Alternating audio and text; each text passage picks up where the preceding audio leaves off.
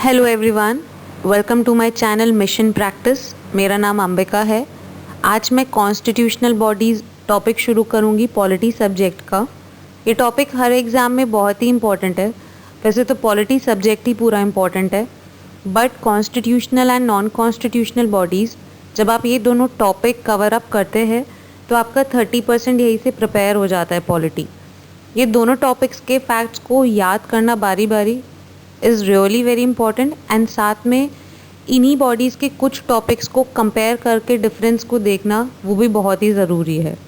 आप पॉलिटी के इस पार्ट को छोड़ ही नहीं सकते, क्योंकि ये एग्ज़ाम में आता ही आता है और न्यूज़ में ये रहता ही रहता है। There is no shortcut to do such topics, तो आपको ये पूरा ही करना पड़ेगा। ये दोनों टॉपिक बहुत ही ईजी है। अगर आप इसको बहुत ध्यान से और विद डेडिकेशन करेंगे तो आप अच्छे से कवर अप कर पाएंगे, और मैं इन टॉपिक्स को और भी इजी बनाऊंगी with my own notes and with my own way. आप इन दोनों टॉपिक्स के नोट्स को साथ साथ में कहीं नोट डाउन कर लीजिएगा। ये आपके लिए और भी इजी होगा। जब आपको दोबारा इसको रिवाइज करना पड़ेगा तो आप नोट्स को देख सकते हैं कि हाँ, that will be very easy, and you can see my video also. वो भी बहुत ही ईजी है एंड शॉर्ट है और बिल्कुल क्रिस्प है। So let's begin with it. Constitutional bodies होती क्या है? सबसे बड़ी बात और ये सबसे पहला क्वेश्चन है, ये मेंशन होती है कॉन्स्टिट्यूशन ऑफ इंडिया में, इसलिए ये बहुत ही पावरफुल एंड इंडिपेंडेंट होती है। ये अपनी पावर्स या अथॉरिटी डिराइव करती है इंडियन कॉन्स्टिट्यूशन से। इसे क्रिएट मतलब बनाया एंड डिमोलिश ख़त्म भी किया जा सकता है by passing constitutional amendment bill. Constitutional Amendment Bill, through this bill we can seek change or provision parts of the Constitution। आपको पता ही है कि जो कॉन्स्टिट्यूशनल अमेंडमेंट और या अमेंडमेंट वाला सेक्शन है वो आर्टिकल 368 है, part 20 of the Indian constitution. It is related to the amendment.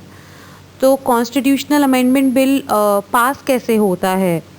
It is presented in either house of the parliament and it requires a special majority, that is 2/3 in each house to pass।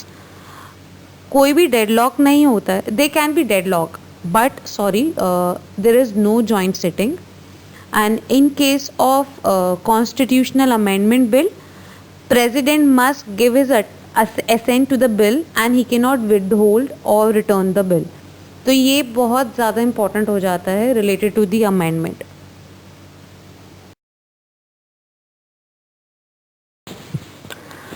आज मैं constitutional bodies के 3 topics cover up करूँगी इस video में। Controller and auditor general of India, attorney general of India and advocate general of the state. तो जो पहला topic है वो है कैग। ये कॉन्स्टिट्यूशनल अथॉरिटी इन इंडिया है and it is established under Article 148 to 151 of Indian Constitution। It conducts supplementary audit of the government companies in which government has an equity share of at least 51%। CAG ranked 9th and enjoys the same status as a sitting judge of the Supreme Court of India। Presently Girish Chandra Murmu है 14th Comptroller and Auditor General of India। जो mister Murmu है वो former lieutenant governor of UT of Jammu and Kashmir भी रह चुके हैं। Basically CAG is the head of the Indian audit and accounts department. He is the guardian of the public purse and controls the entire financial system of the country at both the levels, the centre and the state. B.R. Ambedkar ji ने भी कहा है कि the CAG shall be the most important officer under the constitution of India. His duty is to uphold the constitution of India and laws of parliament in the field of financial administration. इसका appointment जो होता है वो president of India करते हैं by a warrant under his hand and seal, and does not hold his office till the pleasure of the president दो he is appointed by him. तो ये इम्पॉर्टेंट है पॉइंट, यहाँ पर ये याद कर लीजिएगा कि प्रेसिडेंट इन्हें अपॉइंट करते हैं, but he can not hold his office till the pleasure of the president. इनका टर्म है 6 ईयर्स और अप टू 65 ईयर्स। रेजिग्नेशन ये एड्रेस कर सकते हैं to the president of India. Removal भी इनका प्रेसिडेंट करते हैं on the basis of resolution pass by both the houses of parliament, that is Lok Sabha and Rajya Sabha, with special majority, that is 2/3 majority, either on the ground of proved misbehavior or incapacity. He is not eligible for further office either under the Indian government or state government. इनका salary and other service conditions determine करते हैं parliament. Administrative expenses are charged upon the consolidated fund of the India. They are not subject to the vote of the parliament. इनकी कुछ duties and functions है जो under article 149 mentioned है Indian constitution के। He audits the account related to all expenditure from the consolidated fund of India, consolidated fund of each state and consolidated fund of each union territory having a legislative assembly. This is the very important point. He audits all the expenditure from the contingency fund of India and the public account of India, as well as contingency fund of each state and public account of each state. He audits all trading, manufacturing, profit and loss accounts, balance sheets and other subsidiary accounts kept by any department of the central government and the state government. He audits the receipt and expenditure of the center and each state to satisfy himself that the rules and the procedure in that behalf are designed to secure an effective check on the assessment, collection and proper allocation of the revenue. He audits the receipt and expenditure of the following bodies and authorities financed from the central or state revenues or government companies, other corporation and bodies when so required by related laws. He audited all the transactions of the central and the state government related to sinking funds, deposits, advances, suspense accounts and business. He audited the account of any other authority when requested by the president or the governor. For example, the audit of the local bodies. He submit 3 audit reports to the President of India. Audit report on appropriation account, on finance accounts, on public undertaking. He submits his audit report relating to the accounts of the center to the President, who shall in turn place them before both the houses of the Parliament, and same with at the state level to the Governor, who shall in turn place them before the state legislature. He acts as a guide, friend, and philosopher of the Public Account Committee of the Parliament. He compiles and maintains the accounts of the state government. He certifies the net proceeds of the tax or duty. His certificate is final. The net proceed means proceed of a tax or a duty minus the cost of the collection. Now the second topic is Attorney General of India. ये chief legal adviser है to the Indian government and the principal advocate to the Supreme Court of India. AGI has no executive authority. Those functions are performed by the Law Minister of India. He is not a government servant and is not debarred from private legal practice. He is assisted by a Solicitor General and Additional Solicitor General. इसको highest law officer in the country भी बोला जाता है. He is appointed by the president of India. Qualifications है इसकी: qualified to be the जज of a supreme court, citizen of India, जज of some high court for 5 years और an advocate of some high court for 10 years और jurist in the opinion of the president. इसका term fix नहीं है by the Indian constitution. Removal during the pleasure of the president and removed by the president at any time. Resignation ये address कर सकते हैं to the president of India. Basically he resigns when the government resigns or replace. This is really very important. Remuneration president determine करता है AGI का.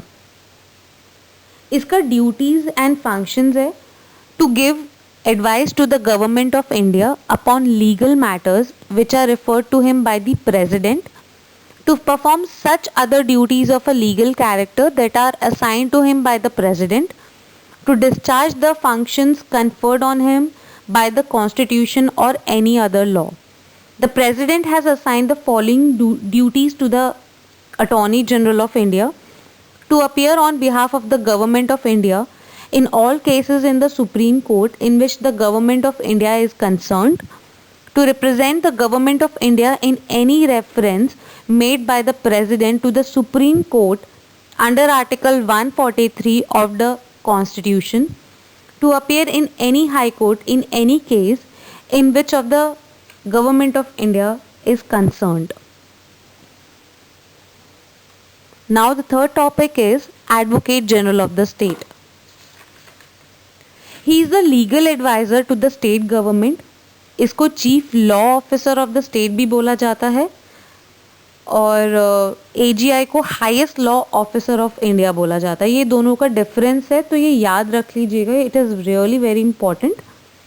And he corresponds to the attorney general of India. Appointed, he is appointed by the governor. Qualifications है, qualified to be the जज of a high court, citizen of India होना चाहिए, held a judicial office for 10 years or has been an advocate of a high court for 10 years. इसका term not fixed by the constitution. Removal, he holds office during the pleasure of the governor and removed by the governor at any time. Resignation, addressed to the governor. He resigns when the government resigns or is replaced. Remuneration, governor he determine करता है इनका remuneration. इसका duties and function भी same है जो AGI का था at the union level, इनका स्टेट लेवल पर है. To give advice to the state government upon legal matters which are referred to him by the governor, to perform such other duties of a legal character that are assigned to him by the governor, to discharge the functions conferred on him by the constitution or any other law. Further, he has the right to speak and to take part in the proceedings of both the houses of state legislature or any committee of a state legislature of which he be named a member, but without a right to vote. He enjoys all the privileges and immunities that are available to the member of the state legislature. So, ये तीनों topics बहुत ही important है तो ये एक बारी फिर से देख लीजिएगा, याद कर लीजिएगा. आप साथ साथ में वीडियो देखेंगे क्योंकि मैं बोल भी रही हूँ, बता भी रही हूँ, तो वो ज़्यादा इजी होगा. नोट्स भी बना लीजिएगा इसका साथ साथ में.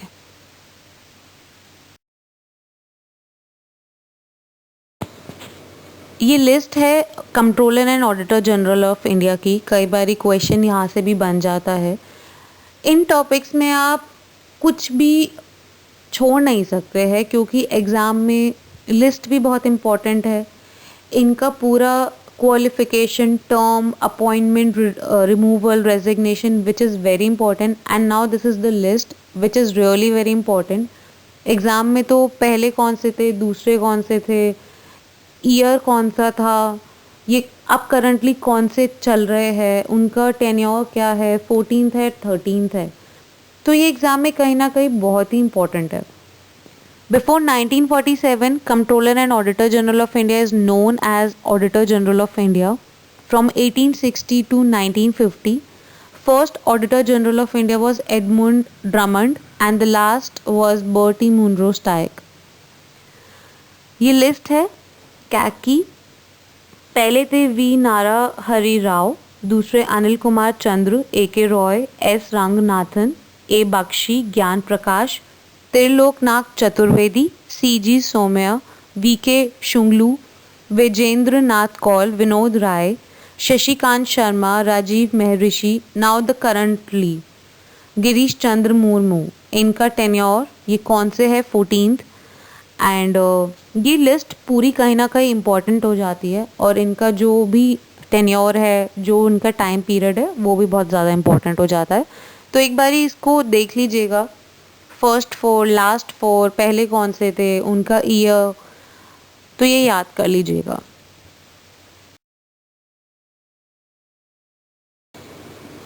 ये लिस्ट है अटॉर्नी जनरल ऑफ इंडिया की सिंस इंडिपेंडेंस।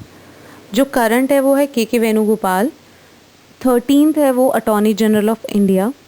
और ये लिस्ट एक बारी ध्यान से देख लीजिएगा। कई बारी टर्म जो सबसे लंबे पीरियड तक रहे वो रहे हैं मोतीलाल चिमनलाल सेतलवाद। ये फर्स्ट AGI ऑफ इंडिया है। और अंडर कई बारी क्वेश्चन पूछ लिया जाता है कि प्राइम मिनिस्टर उस टाइम पे कौन रहे हैं जब मोतीलाल चिमनलाल सेतलवाद AGI थे। तो this whole list is really very important.